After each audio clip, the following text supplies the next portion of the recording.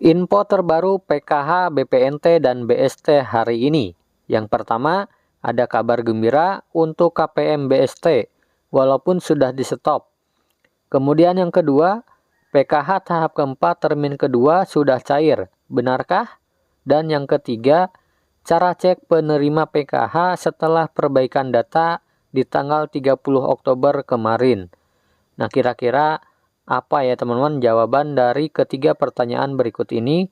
Dan mungkin ini adalah salah satu pertanyaan para KPM juga ya teman-teman, termasuk kalian. Nah, simak jawabannya berikut ini. Assalamualaikum warahmatullahi wabarakatuh. Berjumpa lagi dengan saya di Arfan Saputra Channel yang membahas sharing tentang BLT atau bantuan langsung tunai. Nah, buat kalian yang baru bergabung dan ingin mendapatkan informasi terbaru tentang BLT, silakan kalian klik tombol subscribe-nya dan aktifkan kode loncengnya terlebih dahulu ya, agar mendapatkan notifikasi video terbaru dari channel ini. Oke, terima kasih bagi teman-teman yang sudah mengklik tombol subscribe-nya. Semoga berkah dan memudahkan segala urusannya. Amin ya Allah ya Rabbal Alamin.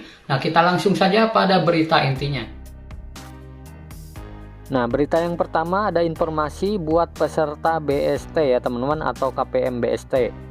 Jadi ada informasi buat peserta BST yang namanya sudah padan dan ada di New DTKS. Untuk saat ini tidak perlu khawatir ya teman-teman, atau tidak perlu berkecil hati. Sebab walaupun BST-nya sudah dihentikan, akan tetapi jika nantinya ada penambahan kuota, baik untuk PKH ataupun kuota BPNT, maka KPM BST yang ada di DTKS ada kesempatan untuk masuk sebagai KPM PKH atau BPNT ya, jika ada kekosongan untuk bantuan PKH maupun BPNT. Nah, hanya saja nantinya jika ada kuota untuk BPNT, maka prosesnya akan dilakukan oleh Kementerian Sosial ya teman-teman, lewat validasi by system. Sedangkan untuk PKH akan dilakukan validasi baik oleh pendamping maupun dinas terkait. Nah, jadi ada kabar gembira ya teman-teman untuk para KPM BST yang kemarin mendapatkan bantuan di kantor pos senilai Rp300.000 dan namanya sekarang masih terdaftar di DTKS. Ada kemungkinan nanti bila ada kekosongan di PKH maupun BPNT bisa mendapatkan bantuan tersebut ya, dengan persyaratan ada validasi dulu dari Kemensos. Nah, jadi selama data Anda ada di DTKS, apabila nanti ada penambahan kuota baik PKH maupun BPNT, maka kesempatan itu insya Allah akan ada ya teman-teman. Sebab saat ini ada di beberapa daerah KPM PKH maupun BPNT baru ada yang berasal dari KPM BST sebelumnya. Hanya saja semua itu butuh proses dan selagi ada kuota penambahan. Nah, jadi sekali lagi ada kesempatan ya teman-teman jika nantinya di bantuan PKH maupun BPNT ada kekosongan. Jadi bisa ngambil dari data DTKS ya. Nah, insya Allah apabila rezeki, maka kesempatan KPM BST untuk jadi KPM PKH maupun BPNT masih ada. Selama ada penambahan kuota, karena setiap ada kuota yang ditambahkan atau ada kekosongan ya teman-teman, maka data KPM akan diambil dari DTKS. Nah, saya doakan semoga ada KPM BST di sini yang nantinya masuk sebagai KPM PKH ataupun BPNT jika ada penambahan kuota atau kekosongan.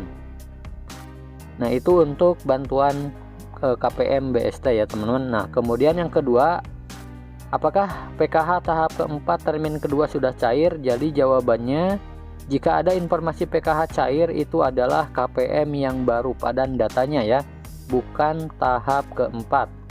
Nah, jadi yang cair itu bukan tahap keempat ya teman-teman, akan tetapi yang KPM baru yang sudah padan datanya ya teman-teman.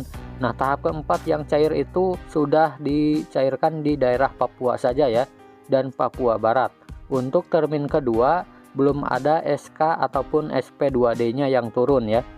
Nah, sedangkan untuk memastikan nama KPM bisa langsung cek di link cekbansos.kemensos.go.id. Nah, sebab dari hasil perbaikan data semalam ya teman-teman mengenai data yang tidak padan akan keluar dari DTKS. Dan menurut informasi yang ada, bahwa ada KPM yang dulunya cair tetapi karena data kemarin tidak bisa dipadankan, akan menjadi keluar dari DTKS. Nah, bahkan ada KPM yang belum cair ya, tetapi datanya sudah padan masuk ke dalam DTKS. Nah, seperti informasi kemarin bahwa pada tanggal 30 Oktober 2021, tepatnya pukul 23:59 waktu Indonesia Barat, adalah batas akhir perbaikan data KPM di DTKS. Dan hasilnya, saat ini KPM dengan kategori data tidak padan Dukcapil daerah dan Dukcapil pusat sudah dikeluarkan dari SK penetapan ya teman-teman. Bahkan data yang tidak padan tersebut sudah dikeluarkan dari DTKS.